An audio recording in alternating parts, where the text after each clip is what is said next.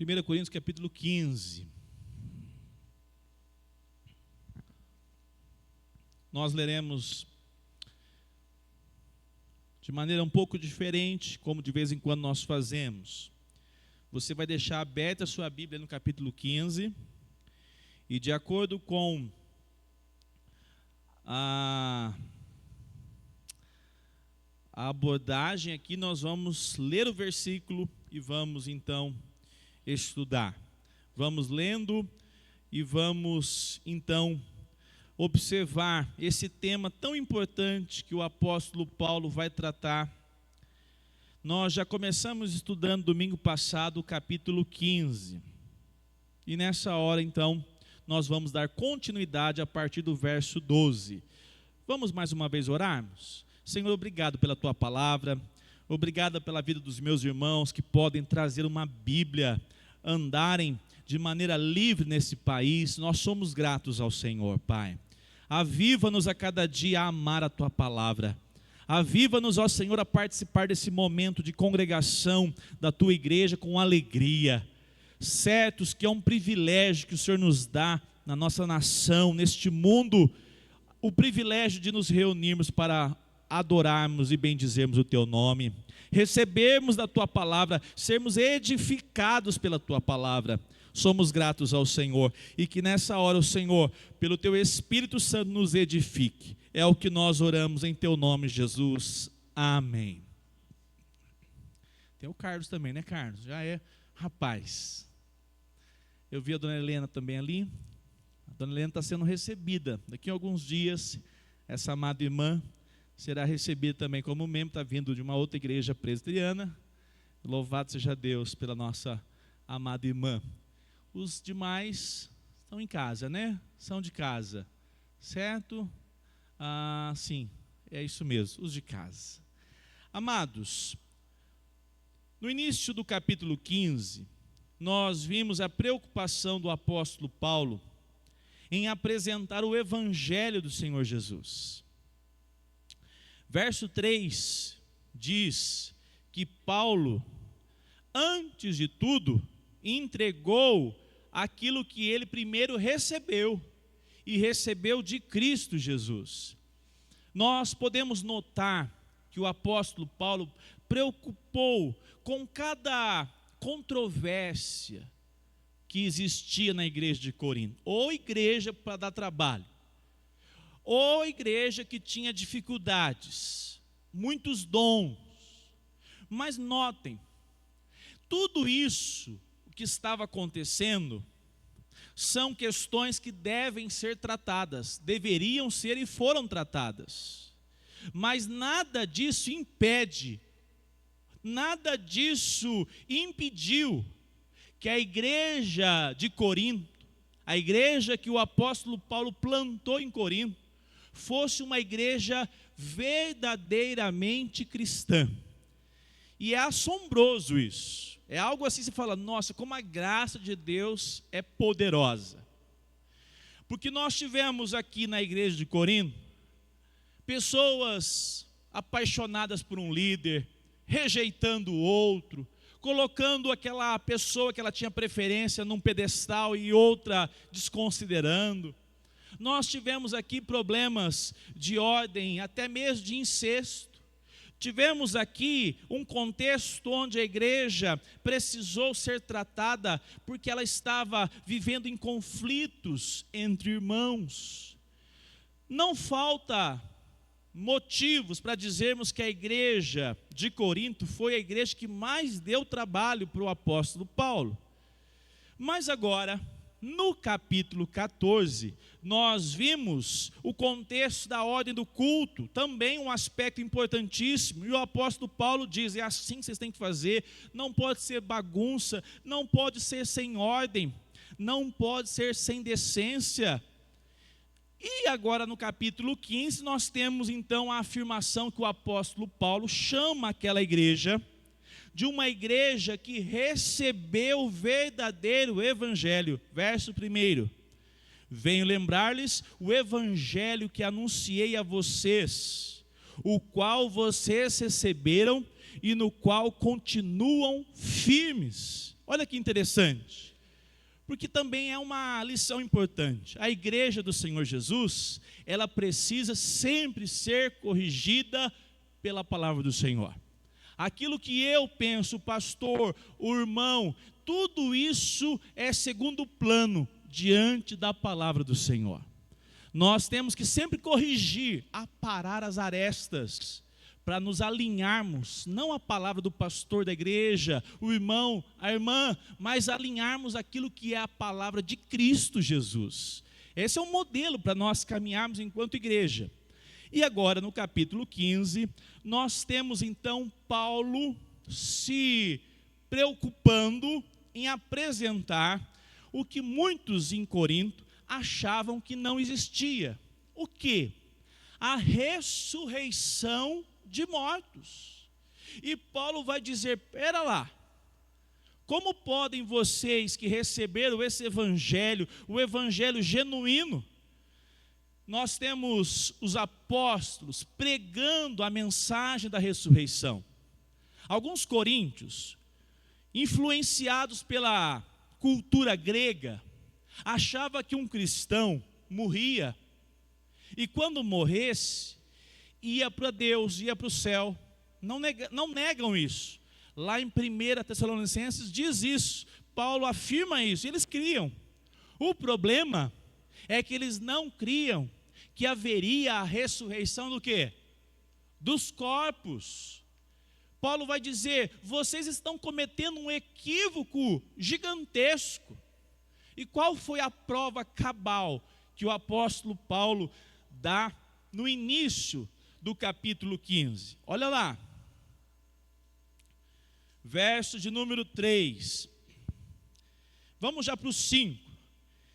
Vamos juntos? E apareceu a Cefa. E depois, Paulo está dizendo, Jesus não é um espírito. Jesus é o mesmo que as pessoas o viram aqui antes de ser morto. Cefas viu, os outros apóstolos viram, diz mais, vamos ver quantos viram. Depois, verso 6, foi visto por mais 500 irmãos, de quantas vezes? Uma só vez, um número de mais de 500, viram Jesus e puderam dizer, ele ressurgiu dos mortos, nós o vimos pregado na cruz. Nós o vimos ser traspassado por aquela lança, onde jorrou sangue e água.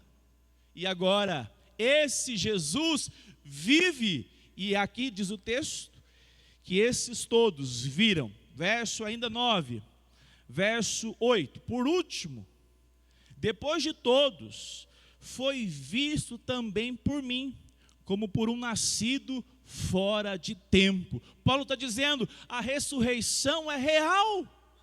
Vocês não podem negar a ressurreição da pessoa bendita de Jesus Cristo. Os apóstolos pregaram sobre isso.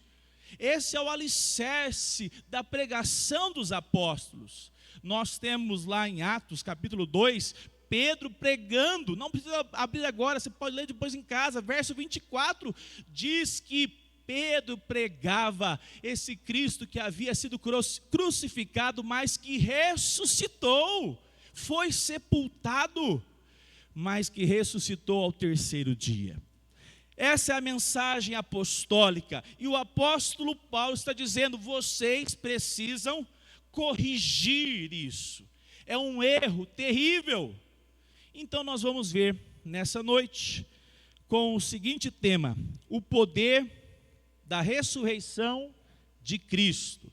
O primeiro aspecto diz o seguinte, nós vamos abordar, se Cristo não ressuscitou, o cristianismo seria como qualquer outra religião. Se Cristo não ressuscitou, o cristianismo seria como qualquer outra religião. Paulo se preocupa tanto em afirmar a ressurreição, que ele utiliza 7 consequências, caso a ressurreição fosse falsa, fosse uma invenção, ele não ressurgiu, roubaram o corpo de Jesus. A primeira, verso 14. Agora eu quero que você acompanhe comigo aí, sua Bíblia aberta. E se Cristo não ressuscitou, é vã, inútil, a nossa pregação, e é vã a fé que vocês têm. A pregação seria inútil. Sem a ressurreição de Cristo, a pregação da fé cristã seria uma filosofia humana, como tantas outras religiões moralistas, que desejam uma sociedade moral, que há um bem comum, mas que não passaria dessa esfera humana, terrena. A pregação seria inútil. A fé apresentada por meio da pregação não aconteceria. Verso 14 ainda. Sem a ressurreição, a pregação cristã perderia o seu selo divino e a sua autoridade eterna. O verso 14 manifesta que essa fé seria inútil. Paulo diz, versículo 14: e se Cristo não ressuscitou, é vã nossa pregação e vã a fé que vocês têm. Hoje pela manhã, por sinal, vamos pegar pecador? Vamos pegar? O que você acha, Jonathan? Eu quero dizer que hoje eu acordei, olhei para fora e falei, vontade de ficar dormindo hoje. Se você fez isso e continuou na sua cama, eu vou pedir para o Espírito de Deus te incomodar daqui para o resto da sua vida, para você falar assim, o pastor tem que levantar e ir. Ixi, não deu muito ibope não. Se eu estava com o carro aqui na porta, o irmão passou e falou assim, ei pastor, você me ajudou ontem. Eu falei, por que, irmão?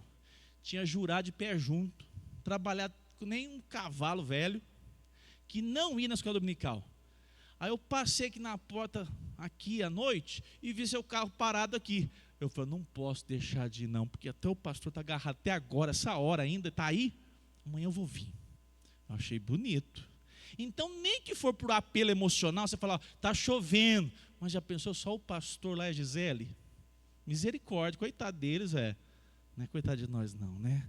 A gente faz para o Senhor. Mas você pensa bem a respeito de um momento como esse. Você levanta da sua cama e vem estudar sobre a fé verdadeira. Porque esse país é um país de fé. Eles acreditam em tudo. Mas essa fé que as pessoas manifestam é uma fé humana. Ela parte do próprio coração humano. É, para muitos, uma crendice. Algo que pode colocar um objeto e dar sorte. Não é a fé salvadora. A fé salvadora vem pela pregação, e a pregação procede quando ela é anúncio da palavra de Cristo nas nossas vidas. A fé vem pelo ouvir, e o ouvir da palavra de Cristo.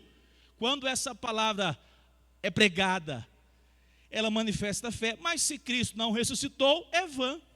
É vão, não serve para nada. R.C. Sproul diz assim, uma fé depositada em um Cristo morto é uma fé morta.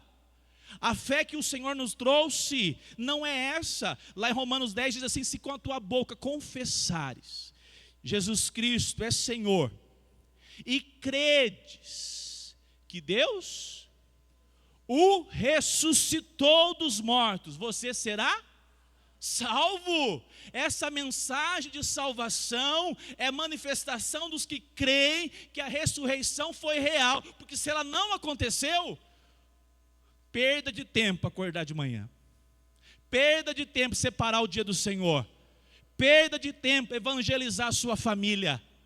Paulo está dizendo, se isso não aconteceu, é vão, não há salvação. Verso 15. Além disso, somos tidos por falsas testemunhas de Deus, porque temos testemunhado contra Deus, que Ele ressuscitou a Cristo, ao qual Ele não ressuscitou, se é certo que os mortos não ressuscitam. Os apóstolos seriam falsas testemunhas. a credibilidade do Novo Testamento ruiria. Todo o evangelho do Senhor Jesus se estabelece, ou ele é destruído por meio da ressurreição. John Stott diz: o cristianismo é uma religião histórica. Se o fato histórico da ressurreição cair, toda a fé cai junto. Não há espaço para uma outra possibilidade. Se Cristo não ressuscitou, os apóstolos foram falsas testemunhas. Chama a atenção que esses homens sofreram tanto. E Paulo está dizendo: eu serei falsa testemunha diante de Deus. Você já imaginou uma falsa testemunha que sofre, passa anos preso, o final da sua vida é na prisão Mamertina, lá em Roma. É um calabouço, escuro, não pode receber visita, por 2 anos fica nessa masmorra, e depois Paulo está dizendo: eu fiz tudo isso, sofri tudo isso, e vou ter que me apresentar diante de Deus, que é o reto juiz, e ser condenado por Ele. Você fez tudo errado, porque você não fez o que deveria ter feito. Paulo está dizendo: que loucura! Como pode? Mas se Cristo não ressuscitou, os apóstolos foram falsas testemunhas. Ainda versículo 17. E se Cristo não ressuscitou, é vã a fé que vocês têm, e vocês ainda permanecem aonde? Bom, bem forte, irmãos. Você está com a sua Bíblia aberta? Não confia na projeção não, porque o irmão lá pode passar mal. É o Rafa? Não, Senhor. Tem Bíblia, confia nela aí, hein? Se Cristo não ressuscitou, permaneceríamos todos com a nossa condenação ativa. Se Cristo não ressurgiu dos mortos, permaneceríamos acusados de nossos pecados. Amados irmãos, a cruz sem ressurreição seria uma derrota terrível. Eu converso com algumas pessoas, poucas, que eu não convivo tanto, às vezes é até ruim isso, não crentes. E há pouco tempo atrás, com um vizinho ali, ele numa conversa boa, franca, ele disse assim para mim: eu entendo o que ele quis dizer, mas é muito aquilo que a realidade aí fora pensa. Pastor, se Jesus se revelar hoje, novamente ele será crucificado.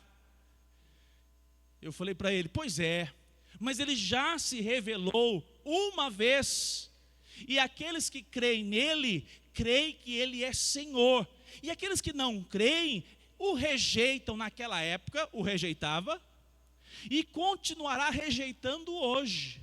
Mas o fato é certo, que se Jesus venceu a morte, e que de fato isso aconteceu, quando ele se manifestar e se revelar, ele não vai se revelar mais como um servo sofredor, mas como aquele que ele é, como ele é, glorioso, o Filho, aquele que está à direita de Deus. E um dia, todos os joelhos, será um grande culto, eleito e não eleito, todo mundo de joelhos dobrados, rendendo louvor ao único que vive eternamente e ressuscitou ao 3º dia com seu corpo. Romanos 4:25. Ele foi entregue por causa das nossas transgressões e ressuscitou para a nossa justificação. Se você tem na sua conta os seus pecados ainda, você diz: não, olha, eu não sei se eu vou para o céu. É porque talvez o seu Cristo não ressuscitou. Porque o Cristo da igreja, ele ressuscitou ao 3º dia. O que isso representa? Falei domingo passado, o túmulo vazio é o cupom, é a nota fiscal que a sua dívida, a nossa dívida foi quitada limitada diante de Deus por Jesus Cristo. Mas como é que você anda? Você anda seguro disso ou você anda como se Cristo de fato não tivesse ressuscitado? Essa semana eu vi uma palavra muito interessante. Mirei um crente que eu vou mandar uma mensagem, está desaparecido. Vou falar para ele assim: você acha que você é o seu próprio Salvador? Porque normalmente crente que é eleito, a não ser que não seja, aí é difícil, né?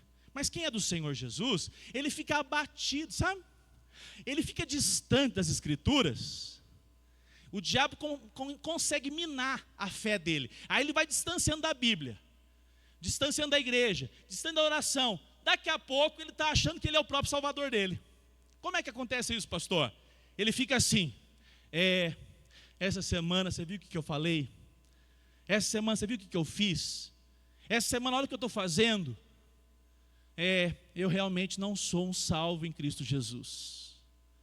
A fé dele se torna ensimesmada, ao invés do crente que está firme no Senhor dizer assim: eu não respondi do jeito certo, eu não fiz o que deveria ter sido feito, mas Senhor, eu imploro por Ti, porque o Senhor pagou na cruz a conta dos meus pecados, e eu estou confiado que todos os meus pecados foram resolvidos no Calvário. Deus aprovou, Cristo vive, e eu estou seguro que Tu és o meu Salvador.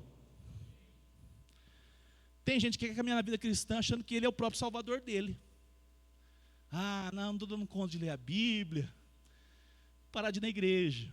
Não estou dando conta de vencer esse pecado, vou parar de ir na igreja. Mas você é o Salvador da sua própria vida?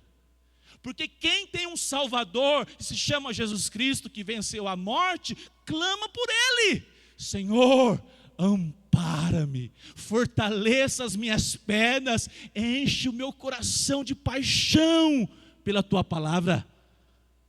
Vou perguntar uma coisa aqui que vem na minha mente.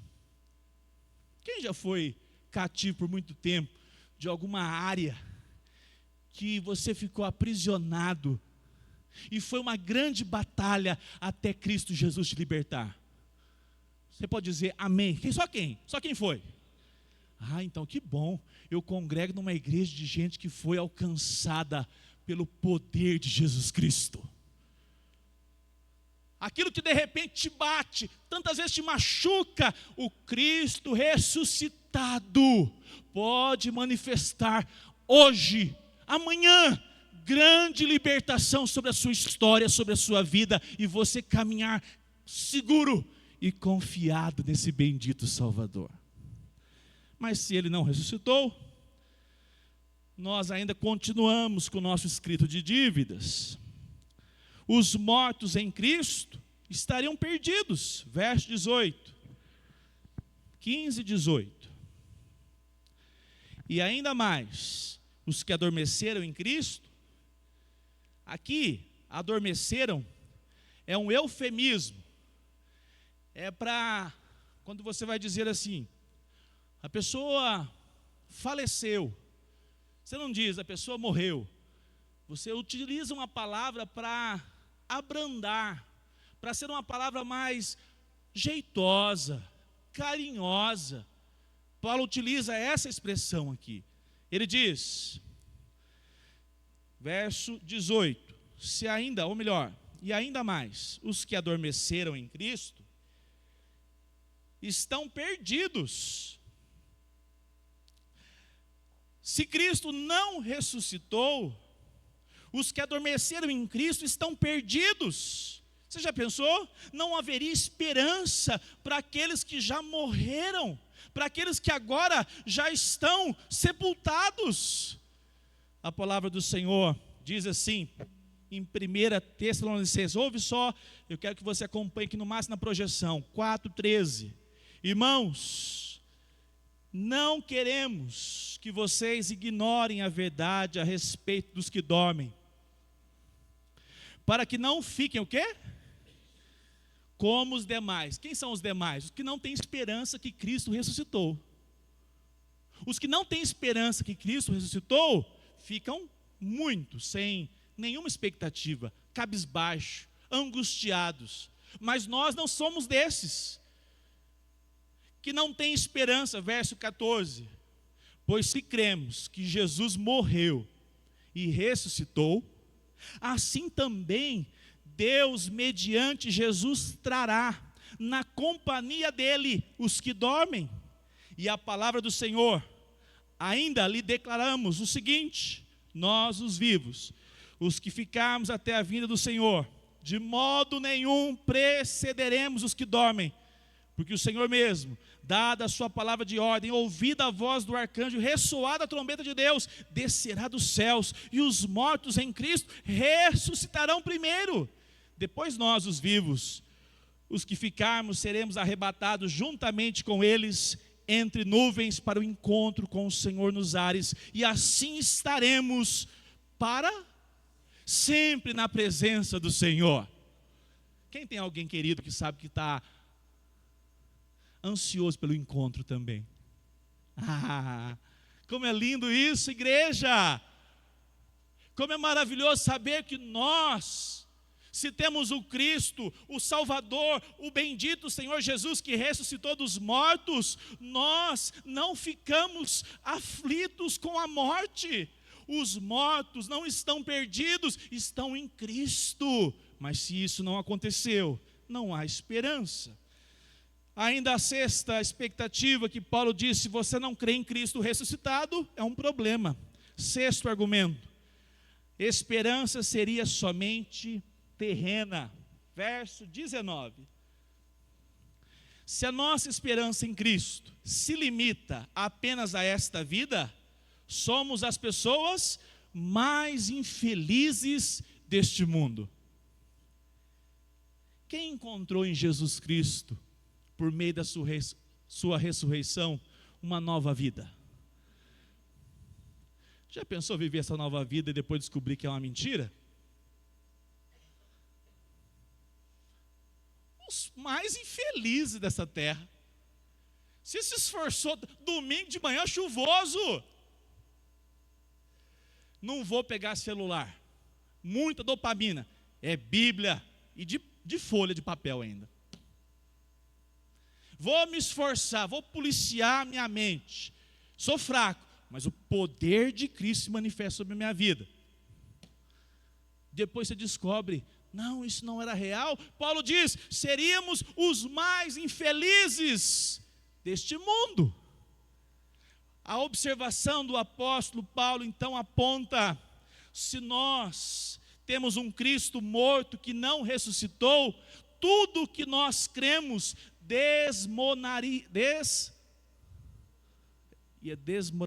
afundou a palavra aí, terremoto, seria destruído, seria arruinado, não teríamos condições de confiar e de sermos respondidos. Mas a palavra do Senhor deixa uma ênfase muito grande. Martin Lloyd-Jones diz o seguinte: sem a ressurreição, os cristãos seriam tolos, sofrendo por uma ilusão. Aqui só os crentes, quanto que você está sofrendo por ser crente em Cristo Jesus? Se você não entendeu isso, talvez o seu caminhar com Cristo está muito no início, está tomando ainda leite, como diz Paulo. Viver com Cristo é lutar contra a nossa natureza todos os dias, não importa se você é pastor, 20 anos da igreja, presbítero, a nossa fé em Cristo faz com que nós vivamos contra o sistema deste mundo, contra a nossa natureza humana, porque o nosso Cristo vive e Ele nos trouxe uma nova vida para ser vivida na presença dEle. Mas se Cristo não ressurgiu, estamos sofrendo que nem uns tolos. Que coisa triste, né? Pensar que isso acontece fora de Cristo Jesus. A palavra do Senhor nos apresenta que isso seria então, por Paulo, uma tolice. Sem ressurreição, o cristianismo seria igual a todas as demais religiões. bonito por fora, morto por dentro. Mas agora, Paulo muda o tom. Segundo aspecto, porém, Cristo ressuscitou, por isso o cristianismo é o único caminho que nos leva a Deus. Verso 20, abra sua Bíblia aí, comigo, bem forte, vamos juntos. Verso 20, mas, de fato, Cristo ressuscitou dentre os mortos. Espera aí. Mas é o que aqui? Uma adversativa. Mas, porém, entretanto, todavia, Cristo ressuscitou dentre os mortos. Cristo não está preso num sepulcro frio. A nossa fé não foi desmoronada por causa de um Cristo que foi roubado. Paulo diz, mas, vírgula, de fato Cristo ressuscitou dentre os mortos, sendo Ele as primícias dos que dormem. Quantos já entenderam esse versículo quando diz as primícias dos que dormem? O que Paulo está comparando? Paulo está dizendo, ele ressuscitou. E como é que eu posso saber que eu tenho esperança na ressurreição de Paulo? Ou melhor, de Jesus? Paulo explica. Ele ressuscitou, sendo ele as primícias. Algo interessante que a gente vai estudar e aprende, né? As primícias era uma festa, chamada também de festa dos molhos. O que eram as primícias do Antigo Testamento? Nós lemos hoje uma parte. O termo aparece em Levítico 23, nós lemos hoje Deuteronômio. O agricultor plantava. Quando chegava o tempo que já começava os brotos já a produzir, nem todos os brotos, nem todas as espigas já estavam prontas. Mas sempre tem aquelas que chegam primeiro. O que o agricultor, aquele que plantou, tinha que fazer? Estabelecido o Senhor que aquele homem deveria buscar um molho das primícias. E aquele homem ia lá e pegava, opa, essa aqui está madura, ó. Peguei aqui, peguei mais essa, e formava um feixe. E a pessoa apresentava, de que maneira? Essa pessoa apresentava na presença de Deus, porque foi o Senhor que estabeleceu, em consagração, dizendo, Senhor, eu apresento toda a colheita, para que ela possa ser como essa, madura, e de maneira que todo o restante vai ser como essa, boa e saudável. Alguns dizem que era uma consagração, uma garantia profética. O primeiro feixe era a garantia de que todo o restante seria como aquele primeiro. Ah, meus amados irmãos, João Calvino diz assim, assim como o feixe das primícias era colhido quando já estava maduro, Cristo ressuscitou com um corpo glorioso, garantindo que os demais seguirão o mesmo destino. Se Cristo é as primícias e ressuscitou com seu corpo glorioso, nós, crentes em Cristo Jesus, temos a segurança, seremos como Ele. Herman Bavinck, na sua teologia sistemática, diz assim, a ressurreição de Cristo é o início e ao mesmo tempo a garantia da ressurreição de todos os que estão unidos a Cristo. Ele é as primícias, o começo da colheita que certamente virá. Se Jesus Cristo é aquele que é Senhor da sua vida, saiba de uma coisa, a palavra do Senhor nos apresenta que por meio desse caminho, Cristo ressuscitou. Todos que viram Jesus o reconheceram como Jesus. E nós temos a segurança que nós ressuscitaremos também com Ele. Isso traz uma paz no meu coração. Fui visitar o Sheol com o nosso amado irmão, presbítero Paulo. Quer fazer uma visita missionária? Vai lá visitá-lo. Combina com a Mary. Talvez você vai visitá-lo com a enfermeira lá dentro de casa. Vá lá, diga seu nome, ore com ele e diga assim: é certo, meu irmão Sheol, que um dia todos nós em Cristo Jesus estaremos na glória.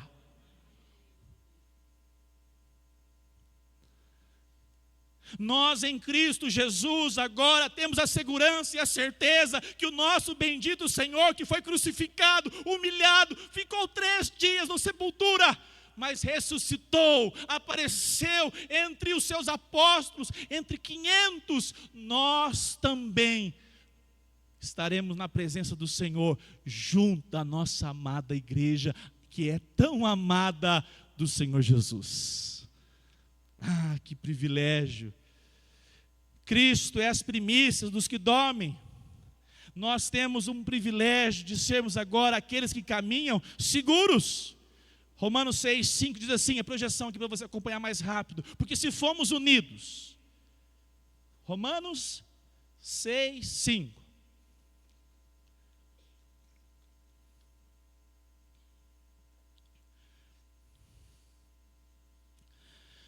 Vamos ler bem forte na projeção?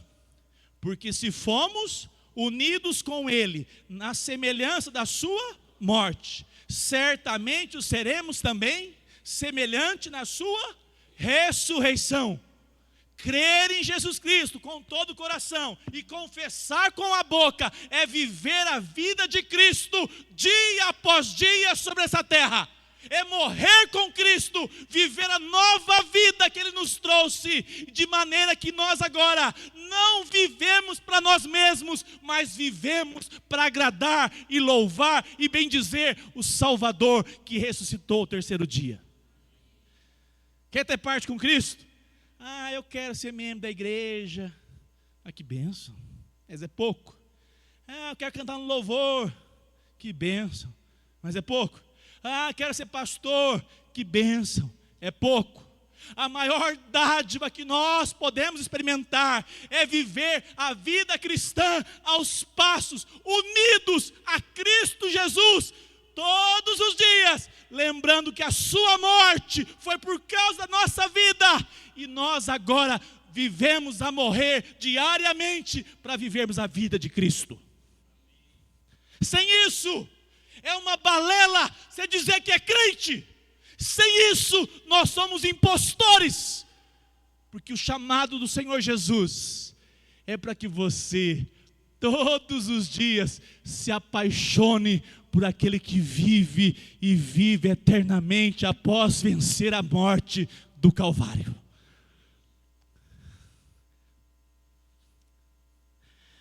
Essa semana, cheguei a uma conclusão. Orei pouco. Cadê o divino? Pastor não pode confessar, né, divino? Mas orei mais do que normalmente. É pouco demais. Eu pego o relógio e fico humilhado. Você fica também não, Paulo? Pego o meu cronômetro, mas falar eu falo com uma matraca. Mas para orar a gente é tímido. Mas uma coisa eu experimentei essa semana. É bom acordar, ir dormir e dizer: Senhor, me ampare na fé. Eu quero viver para a tua glória e ser instrumento do Senhor, lutando dia após dia contra a minha própria natureza, assumindo a morte de Cristo e desejoso de ser uma bênção às pessoas que estão à minha volta.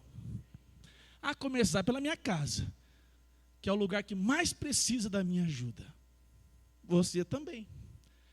Instrumento de Deus para santificar a sua esposa, santificar os seus filhos, Santificar a nossa casa é vivermos, a testemunharmos que vivemos uma fé num Cristo vivo, que está todos os dias perscrutando o nosso coração.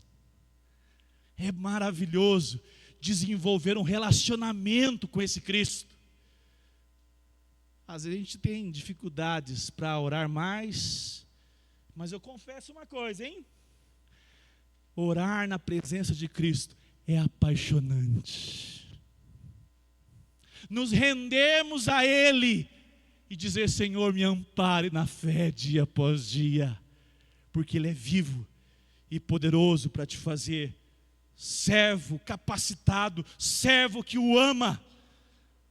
Em Cristo Jesus, verso 21.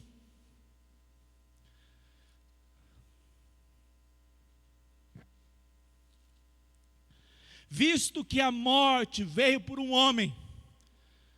Olha aí, a sentença terrível.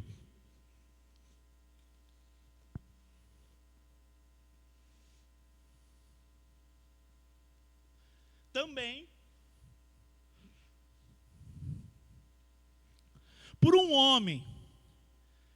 Quem foi esse homem que veio à morte? Adão. E por um homem veio a ressurreição dos mortos.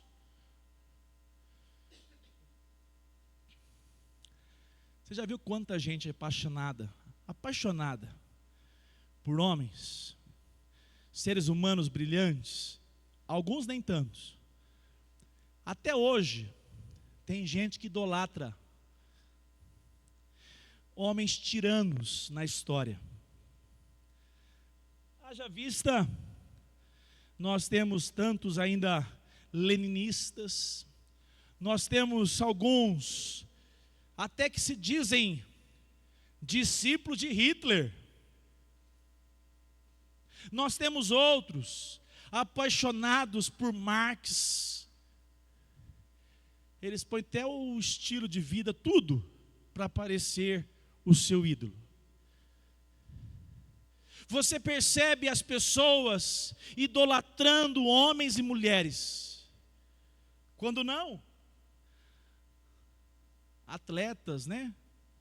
Pessoas renomadas. Mas nenhuma dessas pessoas, nenhum desses conceitos, nenhuma dessas ideologias podem trazer a segurança que nós temos em Cristo Jesus. O texto diz assim: por meio de Adão. Aqui não importa se Adão era de direita, centro-direita. Aqui diz que Adão, ele é aquele que caiu em pecado, e por isso as propostas humanas, as soluções na face da terra, seja ela de qual área política for, e tem algumas que são terríveis, mas nada disso pode trazer ao homem segurança após a morte, porque por meio da morte, na morte de Cristo, a morte foi morta, por meio da ressurreição de Cristo, a morte foi vencida, e agora, por meio de Cristo, nós temos vida e vida eterna. Você não vê tanta gente apaixonado por filosofias humanas? Seja você aquele que testemunha da alegria de crer naquele que venceu a morte e dá a você segurança que quando seus olhos aqui fecharem, você estará na presença desse Salvador que venceu a morte. Adão trouxe a morte, Cristo trouxe a vida. Nós temos lá em Isaías 25:8, tragará. Isaías 25:8, na projeção você acompanha mais rápido. Tragará a morte para sempre. Isso aqui é 600 anos antes de Jesus. Tragará a morte para sempre. E assim o Senhor Deus enxugará as lágrimas de todos os rostos e tirará de toda a terra o vexame do seu povo, porque o Senhor falou. Após a vida de sofrimento de servo sofredor, ao terceiro dia Jesus ressuscitou, e aquilo que nos humilhava foi humilhada por Jesus, porque Jesus não ficou detido na morte, Jesus venceu a morte. De vez em quando eu fico pensando, não é possível que a minha família é tão linda. Um dia nós vamos partir. Né? Parte um, depois parte outro. Mas é tanta beleza, Senhor, viver essa casa, viver essa mesa. Daqui a pouco parte o que achava que ia primeiro mesmo, pode partir o que é mais novo. Mas nós não cremos num Jesus que está no sepulcro, nós cremos num Jesus do encontro, e esse encontro será maravilhoso na presença dEle, dando a Ele toda a honra e toda a glória, nós e nossa casa.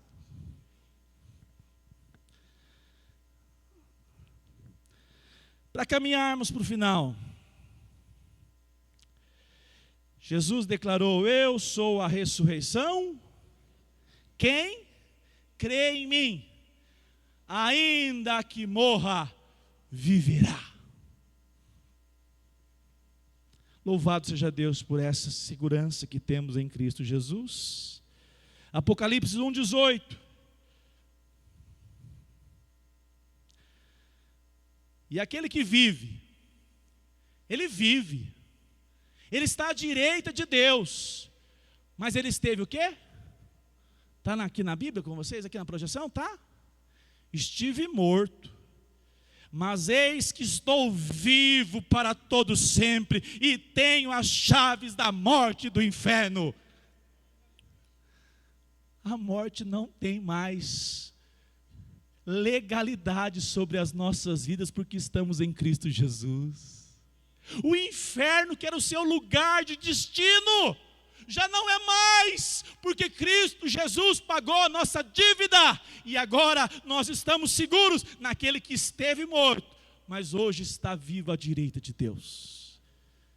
Se você crer nessa mensagem de Cristo ressurreto, você será salvo.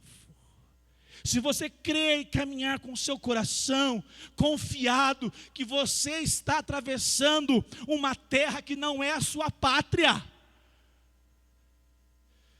Aqui a gente chora, Paulo. Cadê o Paulo? Paulo Hortense, cadê ele? Aqui a gente chora. Aqui a gente vê a miséria do pecado acabando com o ser humano. Um câncer, uma doença, um diagnóstico. Você tem que lembrar que é por causa do pecado que entrou por meio de Adão que essas coisas acontecem. E nós teremos que assumir essa conta. Nós morreremos. Se o Senhor não vier primeiro, nós morreremos. Mas nós estamos seguros, porque nós aqui vivemos um mundo de lágrimas. Mas chegará o dia, Apocalipse 21:4. E lhes enxugará dos olhos toda lágrima, e já não existirá mais morte, já não haverá luto, nem pranto, nem dor, porque as primeiras coisas passaram. Quem aguarda esse momento na presença do Senhor? Aqui a gente vai definhando, né? Com mais saúde, menos saúde. Mas nós vamos passando. Coloque o seu coração confiado totalmente na pessoa bendita de Jesus Cristo.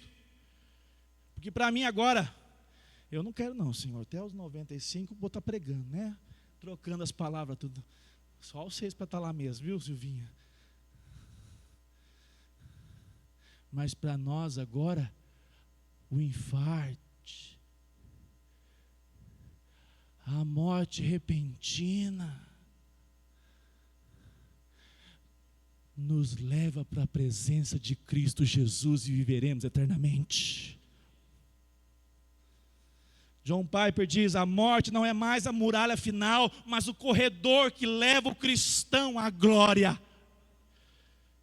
E em terceiro lugar, Cristo reina como soberano sobre todas as coisas. Verso 25, 15 e 25, vamos lá. Porque é necessário que ele reine, até que tenha posto todos os inimigos debaixo dos seus pés. Até o 27. O último inimigo a ser destruído é a morte, porque ele sujeitou todas as coisas debaixo dos seus pés. E quando diz que todas as coisas lhe estão sujeitas, certamente exclui aquele que tudo lhe sujeitou.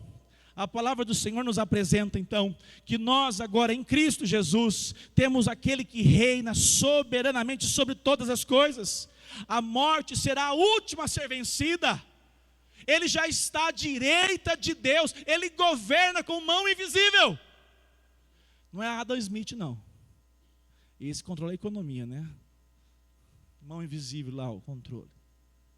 O nosso bendito Senhor e Redentor controla o universo de maneira poderosa, ainda que os homens não vejam. Ele já está no trono. Estevão foi apedrejado, e quando foi ver Cristo, qual Cristo que ele viu? O trono de glória. Ele está sentado no seu trono de glória, e para lá que nós iremos. Verso 34, para nós caminharmos para o final. Voltem à sobriedade como convém. Eu não vou conseguir expor todo o capítulo, porque é muito versículo. E também, de certa forma, eu separei alguns versículos para destacar. Você pode ler todinho na sua casa. Verso 34. Voltem à sobriedade, como convém, e não pequem, porque alguns ainda não têm conhecimento de Deus. Digo isto para vergonha de vocês. A ressurreição de Jesus Cristo é uma manifestação de como devemos viver. Você vive de qualquer maneira? Talvez você viva para um Jesus morto. A vida cristã em santidade é porque nós vivemos para agradar aquele que vive e está com os seus olhos sobre nós. Nós somos chamados a vivermos de maneira que nós agora andemos em novidade de vida. Romanos 6 diz assim: fomos sepultados com ele na morte pelo batismo, porque com Cristo, como Cristo foi ressuscitado entre os mortos, pela glória do Deus Pai, assim também, Romanos 6,4, também nós andemos em novidade de vida. A ressurreição é o maior chamado à santidade. Se nós vivermos a vida cristã de qualquer maneira, talvez tenha uma implicação. Jesus ainda não é o Senhor das nossas vidas. Paulo está dizendo, vocês são igreja. Quem é igreja tem Jesus como seu Senhor. A nossa vida é agradá-lo. É um estilo de vida a exaltá-lo e honrá-lo. Verso 35, eu vou ler, diz assim, 35 ou 38. Mas alguém dirá, como é que os mortos ressuscitam? E com que corpo virão? Insensato, o que você semeia não nasce, se primeiro não morrer. E quando semeia, você não semeia o corpo que há de ser, mas o simples grão, como de trigo ou de qualquer outra semente. Verso 38, diz assim, mas Deus lhe dá corpo como Ele quer dar, e cada um das sementes dá o seu corpo apropriado. Nem toda a carne é a mesma, porém uma é a carne dos seres humanos, outra dos animais, outra das aves, outras dos peixes. Também, 40, há corpos celestiais e corpos terrestres, e sem dúvida, uma é a glória dos celestiais e outra dos terrestres. Deixa eu pegar aqui para nós lermos até 38, já foi. 41. Uma é a glória do sol, outra é a glória da lua, outra das estrelas, porque até entre as estrelas, entre estrela e estrela, há diferenças de glória. Verso 42, pois assim também é a ressurreição dos mortos. Semeia-se o corpo na corrupção, ressuscita na incorrupção. Semeia em desonra, ressuscita em glória. Semeia-se em fraqueza, ressuscita-se em poder. Semeia-se em corpo natural, ressuscita corpo espiritual. Se há corpo natural, há também corpo espiritual, pois assim está escrito: o primeiro homem, Adão, se tornou um ser vivente, mas o último Adão é espírito vivificante. Amado irmão, saiba de uma coisa: o nosso corpo é como uma semente. Hoje nós precisamos morrer para que possamos experimentar a nossa nova natureza em Cristo Jesus. A semente, para produzir, o que ela tem que fazer? Morrer. Vai visitar o crente doente, você vê o corpo em desonra. Você fica doente, você fala: como que eu sou fraco, hein? Sou frágil demais. Nós somos frágeis demais. Mas esse corpo em desonra, o dia que o Senhor nos chamar, ele é sepultado em desonra, mas é levantado em glória. Amado irmão, amada irmã, João diz assim, o Senhor Jesus disse, lá em João 12, se o grão de trigo não morrer, fica só. Deus não ressuscita um espírito desencarnado, mas transforma o corpo em glória. Amado irmão, eu quero que você saia daqui nessa noite com essa segurança em Cristo Jesus. Sueli, lá na glória, ninguém tem diagnóstico diferente dos outros. Lá na glória, nós temos algum enfermo? Nós temos algum que vai padecer de alguma doença? Lá na glória, nós viveremos eternamente saudáveis, de maneira que o nosso corpo é reflexo da nossa alma, da nossa presença diante de Cristo Jesus. Vamos orar. Eu quero nessa noite orar com você e também não posso deixar de convidá-lo para que você tenha a sua segurança em Cristo Jesus. O verso 54 diz assim: e quando este corpo corruptível se revestir de incorruptibilidade, e o que é mortal se revestir de imortalidade, então se cumprirá a palavra que está escrita: tragada foi a morte pela vitória. Onde está, ó morte, a sua vitória? Onde está, ó morte, o seu aguilhão? O aguilhão da morte é o pecado, e a força do pecado é a lei. Graças a Deus que nos dá a vitória por meio de nosso Senhor Jesus Cristo. Fique em pé, eu quero orar com você nesse momento.